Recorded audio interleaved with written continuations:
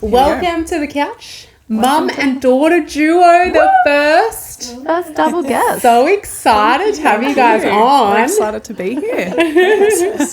So we start every podcast with the same question. What is your biggest for fuck's sake moment in business thus far? We do have a pretty big for fuck's sake moment. Good. There's probably been more than one. But Yeah, absolutely. But But the one that came to mind for us was an absolute disaster container from India a few years back. Oh, gosh. We worked with this new supplier who was not very professional, but we thought, he looked the part and everything and it sounded all legit. And when it came down to it, when the container was on its way to Australia, he didn't have any of the paperwork ready, which is a big, requirement. It can't land in the Sydney docks or be released from Sydney until the paperwork's all done. Yes. So, when it landed in Sydney, we still didn't have the paperwork. We were hunting him down for weeks, sort of saying, where is it? Yeah. Because every time. And at this point, you're waiting for stock? Is that what's in the container? Yeah. So a container load of our vintage Indian furniture. So that's what. Oh my gosh. Yeah. But when it's held up in the docks, Yeah. every day that they store it, they charge You. And us, crazy fee, and it increases and it gets quite hefty Holy moly. along the way. But So when it got to Sydney, so we didn't have the paperwork, so we were getting charged every day for the storage fees. And what they do with containers from India, especially timber pieces inside, they do a tailgate inspection, which is where the docks like Aquas, which is the Australian quarantine something. Service. They do a tailgate inspection. So they open the doors of the container and see that it's all clean and up to standard. But of course there was seed husks in the container. No. So Things so growing in there. we had Jesus. they had to rip everything out, and this is not easy because in India they literally pack them like Tetris. It's so tightly packed. I've seen pictures of it, I think. Yeah. Other companies where you see them unpacking it. Yeah. So Aquas on the docks had to rip everything out. So as they were ripping things out, they'd be breaking legs off furniture and smashing mirrors and all of that. Can we put a dollar value on this how much container? should we spend on this? Yeah, dollar value, it cost 3 times more than it should have cost just for the freight, and that's not including the container. So probably, in excess of $60,000 for a 20-foot container. Yeah. And it's just all trashed now. Yeah. Well, a lot of it was. So once they ripped it all out, they couldn't fit it all back in because it's so tightly packed, and they can't do it like the Indians pack it. So there was a lot of excess stuff stuck on the docks, just out of the container. Yeah. So my dad and I had to go to Sydney 2 early mornings in a row, and with our small truck at the time, we had to pick up the excess stuff. Yeah, so some bits were salvageable and some bits were firewood, I'd say. Oh my God. Yeah, so it was a big lesson learnt, financially, mentally, everything else. Stress levels were That's huge. nearly broke us. I was going to say, did that leave you short then, of stock in the shop or warehouse? Yeah, absolutely. Yeah. So disappointing. Short of stock in the shop, short of cash flow because, a lot spend of the it went money. into storage fees and cleaning fees with Aquas. It was pretty...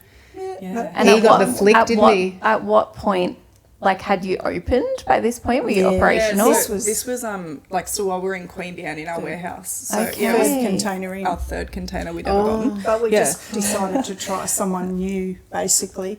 This guy had supplied one of the other people I was buying from with product, and he said, I gave him, he bought this from me for you, and basically... our first supplier bought pieces from this guy, so we trusted that he was all legit. Whatever. But obviously he'd never... shipped before himself because he really didn't know what was going on. He might have supplied other suppliers with pieces but didn't do a whole container before himself. Okay. So it was a bit of a mess. Yeah. So not him. No. And when we got... So the container finally got released. We finally got the paperwork after how many weeks? When it finally came to our Queanbeyan warehouse, to top it off, this wasn't his fault, but there was just a miscommunication. So the truck normally, with the container on the back, normally they have a side loader. So they pick it up and put it on the ground to unload. Yeah. This truck came without a side loader. Oh. So, So you had to so we're unpack it lifting all. furniture from like head height on ladders, like lifting it. Oh my goodness. And it was just so like disappointing. so in tune with what had happened there. Yeah. Like, Just like Well, the it's all icing, the disaster. cherry on top of the cake. Yeah. From So, start to finish. Can you just correct me if I pronounce this wrong here? But for those who don't know, Corabe Corabe. Yeah, Corabe. Yeah. Interiors. Can you tell us a bit about how the business came to be and like how did you build it, like the two of you together? Yeah. Well, it really started with like mum. So you can explain where you started the idea. We had a bit of a fetish or a passion for Selling the tea early. for buying and selling houses. And we'd buy an old house and we'd do it right up, and then we would just love to get it all beautiful. But then my husband had a bit of a gypsy in him, and he used to like to sell it then, so we'd have to go and do it again. So I collected vintage Indian pieces from other people over the years, I guess, and after probably about 7-8 houses, I thought, I'm going to just do this myself and bring it in ourselves. I'd thought about it for about 4 years pre that, and came up with the name Corabe, which is just really made up from family initials. Okay. Yeah. So we wanted. I can explain what the name means quickly. So Corabe, it's made up of our family initials. So the CO is Connor, my brother. Yeah. Robyn is Robyn, mum. Yeah. Abby, AB for me, and E for Edward, which is my dad. So it was just like a little meaningful thing that means something to us. Oh, but that is so beautiful. yeah, I actually looked up the meaning. yeah, because On it sounds Google. like it could be something like a bit, it sounds like a Indian-y word, or like from Well, somewhere it said else. like Yeah. adventurous water or something. Oh, there you go. That's interesting. That's I all was right. like- I've done my homework. I went on their Instagram and I saw that story that you did. I just googled the name. It means something to us. Yeah. That's beautiful. And it can evolve with us over the years too. Yeah, 'cause that's it doesn't have a it. Just specific something meaning. unique Yeah. no one else had. Yeah, that's- until we went to register it on Instagram, and then someone in America had the same Oh, spelling. of course. Oh, it's always the way. Then become Corabe.co. Yeah, so you were collecting these pieces and So, yeah. putting And together. every house that you do, things didn't fit into that house. Yeah, so you go again, with Like furniture furniture selections and stuff like that. So then, with that passion, I just decided that we'd do it ourselves, basically, like bring things in ourselves. And Yeah. it took me about 4 years of thinking about it, and then finally we went to India on a holiday in 2019, and I talked to a few suppliers while I was there, but I wasn't going to do anything straight away. Came back and thought I'd go back early 2020, but then COVID happened, and so I couldn't, but I trusted one of the suppliers that I'd met when we were there, and Abby said she was bored with what she was doing. And What were you doing, I Abby? was hairdressing, so we're both actually hairdressers, but I only did it for like 6 years. Mum's done it for a long time, but I knew it was never like a forever thing for me. Yeah. And always knew I wanted to have a business, so I was just like at a time where it just sort of aligned, like just Mum- all fell into place. Mum was ready to go ahead with the container and the supplier that she met, and I was ready for a change of career, so it kind of just fell into place. clicked. Yeah. And so we just contacted I contacted the fella that I met there that I felt most comfortable with, and we just did it online. And Abby, we needed Abby's technology skills because I certainly don't have one. I should say. We bring different skill sets. Yeah. So When you were doing these like flips of the houses and things, did you get like compliments on like how you were styling them? Is that sort of where, as well as the passion for it, but is that sort of where that spark came from? Definitely, I get lots of compliments, or we'd sell a house and people want to know where the furniture Where it was come from, and had I had it styled or whatever, they want to buy the furniture in the house. And, so that's kind of how it all began. And you mentioned before that you started in Queanbeyan, and so talk to us about the transition from there to obviously into the Eurobodalla.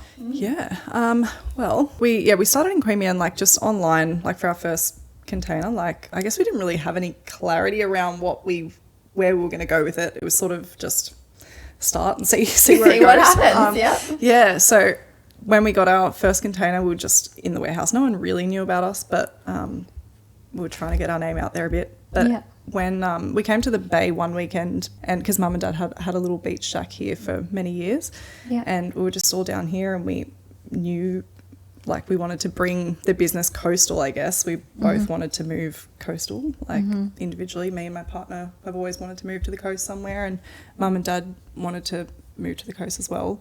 Dad actually grew up here and went to school here, and my family have had businesses here over the years. My Uma had like a the business name was Josie's Deli in Batehaven shops years ago. And my uncle had Tony's Toy World. And his parents had Sports Scene, which I think is now Sports Power. Sports Power. Yeah. Wow. So, Blast from the past. Yeah, wow. so Okay. Bit of Am I showing my age? No. So definitely a full circle moment for me. Like I find that pretty cool. Yeah. My family have had businesses, and now I'm here doing it. So, but that's sort of how the Bay came about. It's sort of like moving back to home for Dad, and second home. So did you move the business then yourselves, or yourselves then start the business? Well, we had so what happened was the reason we came to the Bay with the business, so we were here on that weekend, and we were all just like, oh wow, like maybe the Bay is it, like the place that we want to move to. It was convenient because you guys had your place, so it was an easy transition for living, and so You had a coast home? Or you were living here? Coast home. beach shack. Yep. But we'd looked up and down the coast from like Narooma to Noosa, you know, for a few years. Oh, wow. We'd been looking Big sort gap. of where we'd like to be and that sort of thing. And that weekend we come down to the coast in the winter, and we just went, we were walking along the boardwalk, and we said, you know, really Batemans Bay is quite pretty. It is gorgeous. It's a really nice town, and we could see it starting to grow, and so we just went, that's it. You know, it's still close to Canberra where we had family and friends. We didn't have to sort of travel north of Sydney to come back and see them. So it was a no-brainer in the end. Amazing. And the decision to go into business, mother and daughter. I know, crazy, isn't it? I know. I think we're very naive at that point. Was there any moments that were like, are we really doing this? Well, oh God, I'm just glad I didn't overthink it, to be honest. We wouldn't be here today. Sliding door But at the end of the day, it's been a blessing. Like it's nice to work with your mum every day, even though we have our moments for sure. Lots of little bickering disagreements, but at the end of the day, it is special. There's not often business relationships, I guess, unless it's like your partner or your mum, where it's like that unconditional love. Doesn't matter what the tip is about. For sure. How do you, I guess, do you have your own roles within the business? Like, how do you balance the creativity, the structure, the budgets, like all these sorts of things? Sure. Abby's the technical one, and I was more the creative one. But as we've grown in the business, Abby's more creative too, but I'm still not technical though. You know how they say, teach an old dog new tricks. That'll never happen. It's like the most basic things too. It's like, how do I open my phone? I'm like, it's common sense. But anyway. Where's that app gone? You know? All the time. But how do I find that email? That's really funny. We balance each other out. Was the style, it's very recognizable and you can definitely tell that it's, what's the word, well, it's just very specific to your shop. It's definitely a niche. And I feel like when I walk in there, I love everything, but sometimes I'm like, where would I put that? You almost feel like you need everything. It's a very specific style for sure, but I love, like you said, everything. And the smell. Oh my God. Thank you. Yes. Did that always, was that always your style, from when you were styling the homes? Yeah. Or has it evolved over the years? Oh, it's evolved for sure, but I definitely gravitated towards the neutral sort of aesthetic.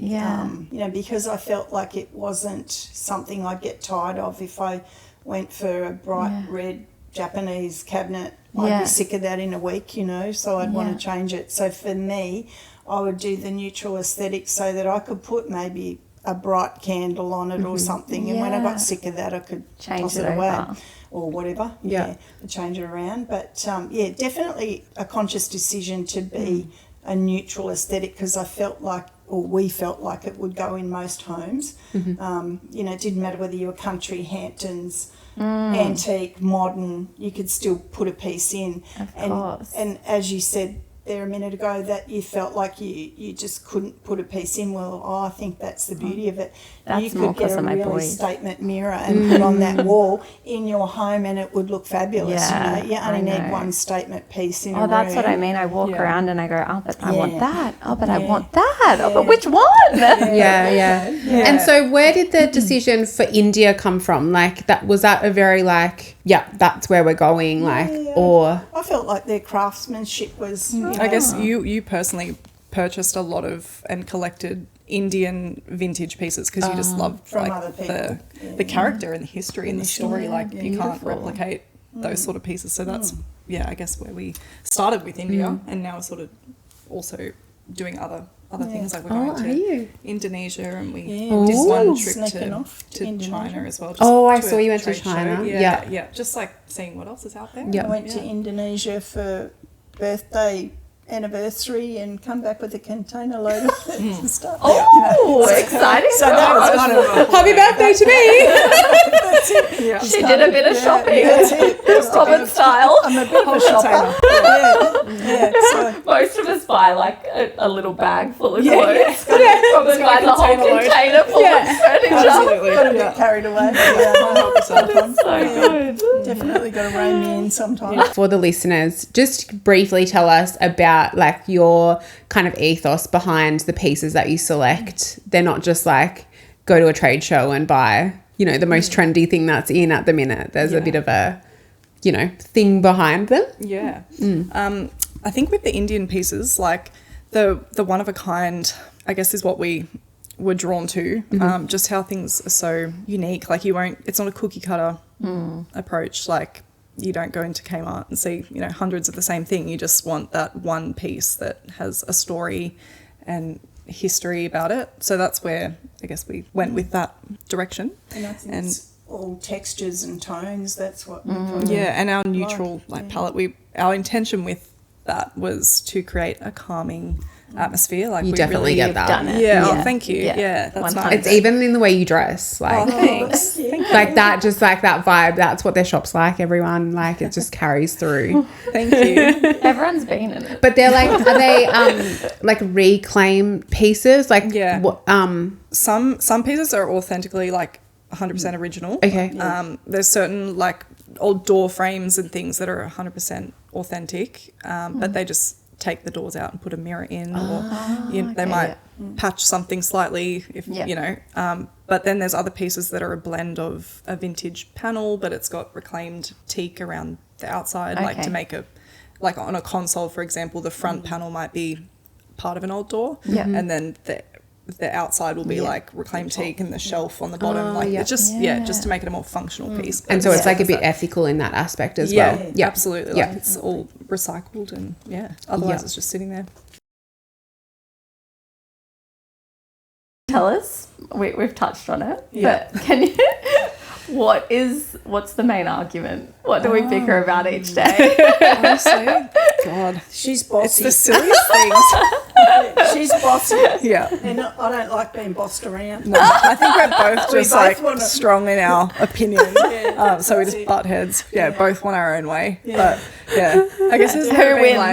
like, A bit of both sometimes. yeah, a bit of both. Yeah. Well, we eventually sort of talk it out and you know, There's been a have few, a little bit of time apart. Then we come back together and say, well, okay, I understand what you're talking about now, and yes, I see your point of view, and we come to some agreement generally. There's been a few like walkouts. Like I've been in the shop. Like, Slam the door. If we see one of you walking around, like Pacing down Batemans Bay.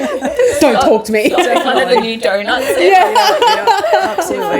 Yeah. That's hilarious. I don't think And there's you been a have a big brother. argument. Yeah. So is he? What does he like? Oh well, he's not really involved in. He's just in the name. He tries to he's just in keep the out of name. it. Yeah. Definitely. No, he's pretty good, but Yeah, no, he doesn't really he's not really involved in the business.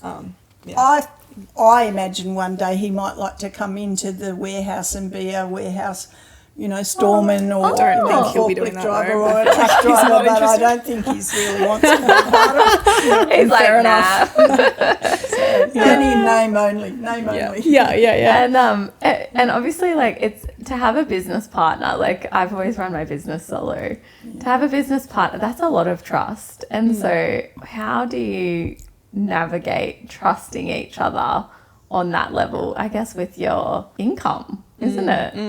Yeah, I think it comes down to being family, really. Yeah. Like, I think I just trust my family like that. Yeah. We both have that. We're both working towards the same goal, and Yeah. we have each other's back at the end of the day. Yeah. So that's not really been an issue for us. Trust, Aw. Trust it completely.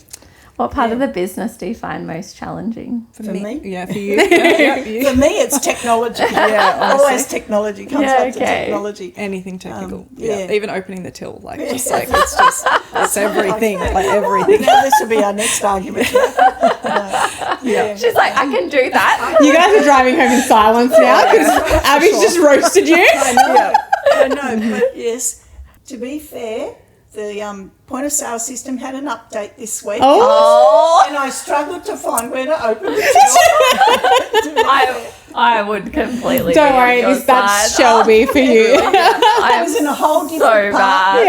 Yeah. I said to Shel one this day, again. this again. You're never going to leave this down. I was like, hey, can you send me the ebook that we're working on?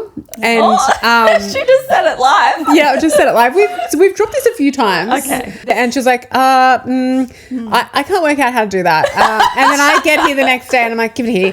Two buttons. And I was like, thanks. It's done. Done. Yeah. I know. Well, That's the same. to be She's fair, like, it didn't work like that for me when I tried. I'm sure that when I clicked that button, it didn't come up with those options that came up. But anyway. And I'd say for me, the hardest part would be like managing the social media side of it. Like, not just. It's an absolute fucking Not just That's why I like have this socials, one. but like, I don't know, well, email marketing, Facebook ads, like, the whole lot. Pinterest, like just trying to cover What do all you do? bases. Yeah. Yeah, so I find that hard to keep up with because I never feel like I'm doing enough. Like, But I think what I've learned about this, and like you're the absolute expert on this, Em literally runs people's social media for a job. That's her business. Burnt butter, hit her up. And she does an epic job of it. But from what I know it is, which is why you do such a good job because you're up to date with it, but it is constantly changing. Isn't it? So you cannot, like what we set and forget today, if you're still doing that even in a month's time, you're now doing it wrong. And I think that's so... Or like one day they're saying like reels are the new thing, then they bring out a new thing and it's like, oh no, now carousels are the new reels and like it's just Constantly. constant. Yeah. But like, I guess like just put it on me for a minute, like because I'm just so I'm actually interested in it. Yeah. So that's why I like keep on top of, everything there. Also because we pay you. But like I wouldn't be doing it if I wasn't like genuinely interested. Like same as like the homewares, like you love it. That's why you're bringing your style to, the coast or the world. It's fascinating because like I was a bit like you guys in my, like I was giving it a crack and trying to do all the things. And I was like, I think I'm like, thought I was doing all right.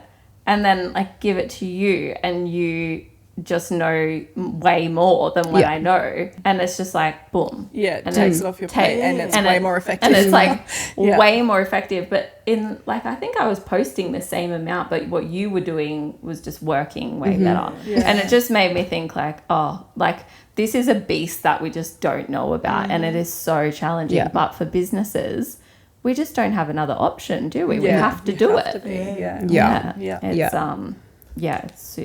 I agree. Yeah. Which is why I don't do it anymore. You guys seem very close, like as mother and daughter, not just as business partners. Do you have boundaries? Like how do we go when we go home from the shop? Like what? Abby's going to Bali in a couple of weeks and she won't take me. And she's I'm not devastated. taking Mum. No. Oh dear. I can't stop hearing about this. I'm not allowed to come. I'm going away. We'd be worried you buy a whole nother Container for a couple of days? No. Oh, is it like a personal trip? Well, just me and my partner. We haven't been anywhere for a long time, so Mum's like, can't I come? Abby calls her partner this afternoon, Mum's coming too now. No, you just be there and buy another container. Yeah. Be worried about the shopping spree. In terms of boundaries, like, well, when we first moved here, we were living together and working in the together. tiny beach shack. Like It was like the tiny, That's like a shoebox. The shoebox. Yeah, so that was very interesting. With a living partner and working together. and then a dog and a cat. Yeah, so We had a few fights there. that was fun. But now we've got The our own fights space. came home from the shop, did they? Oh yeah. Isn't there a bed in the shop? Did you consider staying? Probably should have. Back then, never But thought now of it. we've got our own space, so it's much better. Oh, that's Yeah. good. What? So it's easier to like hold those boundaries and Definitely. She definitely, after hours, if she come for dinner, okay, that's enough now. Yeah. My partner So, always wants to chat to Dad, and I'm like, can we just go? I just want to go home. Like, I've been with her all day. Is there like a once you close the doors, we don't talk about work, or I work would always? say sometimes I try and, like, if it's a Sunday or we're having dinner together or something, I'm always like, do we have to talk about work right now? Yeah. But like, mum will talk about it all day, every day. I try and set little boundaries just It's a true for, passion. a little bit of brain so space. lovely. But It's hard not to, though. it is hard. Like, You're always thinking about it. So naturally. We're always Especially if you talking have a good idea and you're like, oh, about- got to like tell you now, not wait till we're at work tomorrow. Like, Absolutely. it's got to come out now. Definitely. Have you found with the shop, has there been any major challenges opening? Like, obviously, you guys had to move from one side to the other. Yeah. What's been challenging? I'll explain how we got into the first place. Yeah. So we were here that weekend and we saw a vacant shop and thought about opening a pop-up, like just to see what the reaction would be from the Bay. Clever. Yeah. So we ended up getting accepted for a 3-month lease there and paid up front. Moved in. It was literally within like a 2 week. weeks. Yeah. A week, that we 2 weeks. And thought we about were it, got in. Wow. Yeah, just moved in over a weekend and opened. And within the first month that we were there, we decided we'd stay. So yeah, it was a great reaction. It was very like much of a pop-up. Like the shop felt very temporary because we didn't really do any fit outs or anything. We just moved in. And Where was this? Like what part of the Bay? it was on, I think it's Perry Lane. Like Next it's that, to you know where Deli. Subway is? Next to Deli. Oh, yeah. down there, I next remember to where you were. Deli. Yeah. Yeah. Well, it was a pop-up because part of that 3-month agreement was that we couldn't put any fixtures or fittings Oh, up. so definitely a Yeah. pop-up then. Yeah. Yeah. Yeah, So, but yeah, it was definitely. well received But then- and we felt good about it. Like as soon as we opened, so yeah, we knew that this was it. We were staying. Yeah. Yeah, And then it stayed looking temporarily because all the furniture was in it. It was too hard to move it Yeah. to do anything. Pretty heavy stuff, Too isn't it? permanent in there. Yeah. You know? So yeah. and then the move around to North Street, Yeah. about a year and a half ago, nearly. That was a great decision because it's double the size, that shop, and we went in with the intention to like make it more permanent. So it's been an awesome move. We're very happy and a that good we did that. location, good spot. Yeah, really good spot. And you got the warehouse now too. Did you have that with the pop-up? Obviously not because you hadn't. Yeah. No, that's when we were still in the Queen Anne warehouse at that point. So all of our extra stock was stored there, and we just So that bring was a bit pieces tricky. down. You Yeah, have that to was go back to the tricky, warehouse and yeah. bring stuff down if people wanted a piece, But Yeah. And tricky it spot worked. to get like heavy furniture into, whereas now like being street frontage, and you've got that lane behind you too. Can you Yeah. access? Oh, Yeah. so It's like a handy. loading zone, Loading yeah. zone. Yeah, it's amazing. definitely better. Yeah, wow. And is the warehouse local as well Yeah. now? Yeah. Yeah. And so if people come into the shop, is there then like a whole back section that we don't know about that there's more stuff? Or I'm like, wait a minute. There's a secret section. I want to look in the secret section.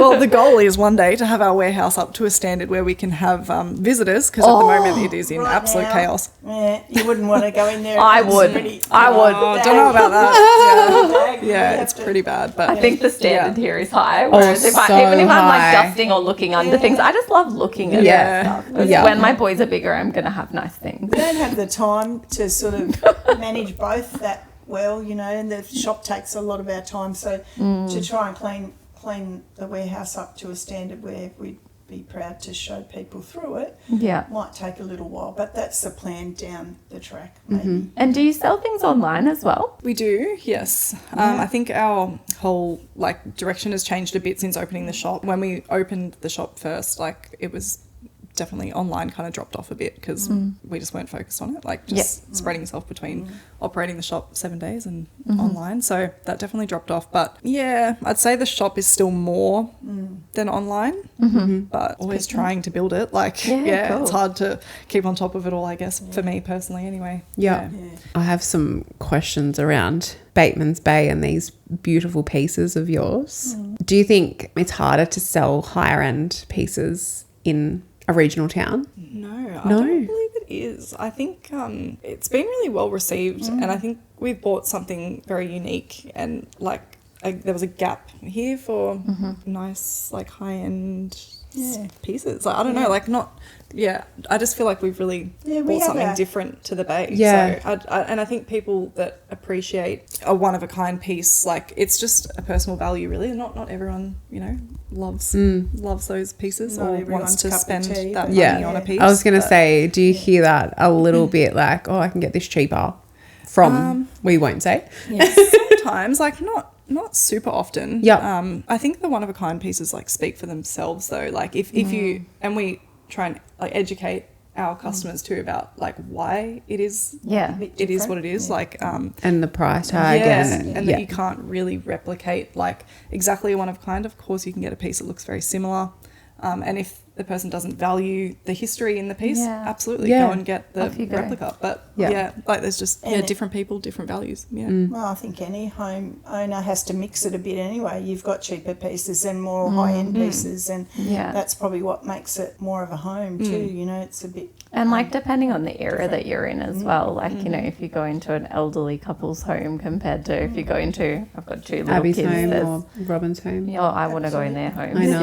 It'd be beautiful. Maybe not mine. I'm just starting a big renovation again. We're both kind of not like our homes are not. And now really we don't have time to do reflecting. much. Like, Well, it's like, don't they say that about hairdressers? But you both look like you have very perfect hair. So. They do, yeah. They say that about builders' homes though. I mean, I'm 10 years in and I'm still not finished. So What's something that people would be shocked to learn about the global trade, like furniture trade? I think it would probably be just the freight costs and taxes and duties and things like that. That's what, you know, a lot of the cost of bringing pieces in or ends up in taxes, duties, freight. Yeah, You know, okay. That's a big part of expense, it. and I guess you don't really know about it unless you've like heard about it, learned about it. But it's like when we first did our container, it was probably a bit of a shock. And how you manage that, you know, like a big mirror can sometimes cost $900,000 to ship off to somewhere. You've got to absorb a bit of that, obviously, but it's crazy. Just my goodness, just the and that like the freight costs. Freight within Australia too is like another massive thing that we struggle with all the time. Like just getting quotes for shipping and that, like for a bulky item, it's very expensive, and like I guess customers don't know that, so you kind of have to understand really absorb a lot of it. It's just it's probably the hardest part of our business, freighting. I'd say it's very tricky. There's no good, and I guess solution, once really. it's on your floor in the shop in Batemans Bay, it's hard to then explain to people that you got that here. And to get that here, there's all these price tags along the way. Absolutely. I'm constantly explaining that to people when I operate laser and do skin treatments, and the actual laser device is super expensive. But then even you were saying like the servicing costs, like there's no one down here to service them, and you have to take it to Sydney. And then my accreditation to even be allowed to do that, my insurance. I think there's overheads that a lot of businesses have that are just like invisible to people when they go to pay that price tag. Absolutely. They think that we're making millions on these pieces. But it's like, I made actually $4 off that service. Exactly. That's just making the world go round. That's it. I'm just curious, like, I don't mean this in a derogatory way at all, like to India, but are those pieces there quite cost effective? Like, are they cheaper, much cheaper than Australia? Like to buy them there? And then it's like the freight on top of that that's making that like inflate that price. So like obviously I don't need to know the margins and things like that, but like just out of interest. Like definitely the freight, you buy it over there and it seems relatively cheap, but by the time you bring it back with the freight, the taxes, the duties, that's what hikes the price up a lot. And also just like keeping your business functioning. Like you just sort of mentioned, like there's a lot of bills to pay. The electricity, the wages, every business owner has the right to make a profit. And so you need to price your services or stock accordingly. Yeah. It's all mostly timber pieces, isn't it? Mostly timber? Well, we definitely started as mostly timber. There's now like the Indian one of a kinds, but since having the shop. But like the bigger pieces. Like the bigger pieces. Definitely timber. A little bit of marble and brass and the furniture timber. What are the pots? Some of them are clay, clay pots. Are they from overseas as well or locally? Oh, they'd be hard to freight, Yeah. And big. Big. So they take up a fair bit of space in the containers. I reckon I could get in one of those. Yeah. Some of them are huge. Hide from your children in one of those. I literally thought. Some of them. I will buy that just so I can hide. That's it. So there's a process that it goes through to get to Australia and then into Australia. They like fumigate it and all that jazz. Was that a big word for me? My goodness. Does anything ever get rejected? Very strict. Yes, so strict. Yeah, so something super strict. So they can say Australia's one of the hardest, right? Yeah. For like. Possibly. I don't know. I've been watching too much border I would security. imagine it would be one of the hardest. We don't have the disease and the pests that a lot of countries do. That's why, like, our disaster container, the seed husks was Yeah. such a big deal. That was a big alarm bells for them. Yeah. And the fumigation certificates, you've got to have all that. You know, that they've got to be proven that they've been fumigated, that the container has to be clean. You have to have lots of paperwork, don't you? And how long is that process? When it hits the dock to being released, usually how long is that process? It's meant to be quick. Normally, all the paperwork's got to be done by the time, it leaves India, say. It's got to be fumigated before it leaves there. Oh, yeah. And then by the time it gets here, there's usually like about 45 days. So all that paperwork has to be complete, has to be sent over here to the shipping agent or whatever, and they, do their side here. And then there's more paperwork, the cost of the container. They take a percentage with taxes and duties and things like that. So you've got to have that ready and you've got to pay for it all before they'll release it. Jesus. We are so lucky as a small town to have a business like this. This is why I wanted to go into this. And so then does anything ever get rejected? Have you had... No, nothing's been rejected other than that disaster thing where they had to rip it all out and clean it. Yeah, so no, we haven't had any rejected. Oh, thank God. I think they have to tick every box and it wouldn't be allowed to come off the ship, I think, unless all that was done. So going back, sorry, I'm just learning about this whole process now. Did you, were you naive to this process when you started? Yeah. I imagine it's one of those things where it's like you open the can of worms and then suddenly it's much deeper than you ever imagined. Yeah. It's like, and we've made many and you mistakes, just keep jumping through the hoops and eventually the furniture gets here, but it's like, oh my gosh. And it sort of started to it's just like, we'll just get one container. But then you sell out and then it's like, okay. We need another one. Yeah, it's sort of like a beast. You can't stop once you start. Oh my goodness. It is a beast. Yeah. And how often do you go on sourcing trips? Well, it was just to India, but now you're going all over. India twice. You've been a few times. Or once a year? Yeah. Once a year we tend to go and touch bases. You can do a bit online, but there's nothing like being there physically sometimes. And, when we've been in India, we've picked up bits that they don't have online, to be there and rummage through. And I feel like the texture of what you've got in the shop is so, I just love going in there. And it's definitely the sort of products you really want to see and touch in person. Yeah, for sure. Yeah. Have you ever ordered something online, through the suppliers, and then it's come here and you're like, that wasn't what I thought that was? A few of those. Yeah. Definitely had a few of those. And occasionally it's the other way around. Wow, this turned out better than I thought. Yeah. Because often you'll find things in India that might be blue or red or green or whatever, and we get them stripped back to have that aesthetic, and sometimes they just turn out better than you think. And it's like, cool. Wow. Yeah. Look at that. That's gorgeous, Yeah. I want to keep that myself. Some pieces you just stumble upon over there and you just can't leave them. They have to come home. They have to come home with you. Yeah. Do you go with a bit of a plan, or You just but sometimes kind it of, yeah, I lingers guess, at the- yeah, definitely. I think Robyn just fills her bath. I know. Absolutely. No, container. She takes a container. She's like, and that, and that, and that. And Abby's like, Mum, we only need Yes, this I'm one. definitely more logical. I'm going shopping with Robyn. Abby sometimes bursts my bubble. Yeah. Oh, Abby. I really Yeah. want that. No, I can't have it. well, that's going in my personal container then. That's it. Pretty much. Once the reno's done. Yeah. That's it. Abby gets a notification that there's a container at the dock, and she's like, I didn't order order that. It's Mum's. Yeah, that's about right. That's so funny. What advice would you have to someone thinking of starting a creative business with their mum? And then I'm going to ask you the same. Yeah. Well, I guess with Mum, like, I guess we knew that Careful. I guess, yeah. I don't Do we know. need to I guess we send have Mum the same. No.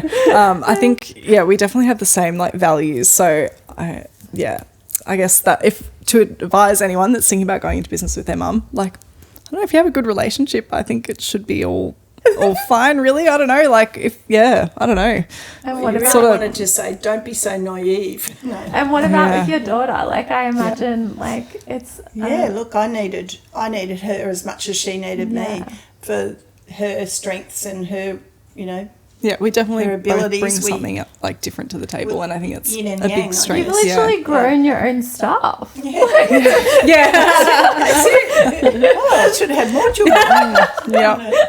This is incredible. But I just think that it was a no-brainer. I trust, like, it comes down to the trust thing again, back to that, and that I guess she grew up with it, so she saw it. She had it. Yeah, I always enjoyed like helping mum instilled pick in her you. tiles and stuff for the bathroom. Like, it was just something that I enjoyed as well. Move my furniture around in my room, and change your bedroom styles. From, we.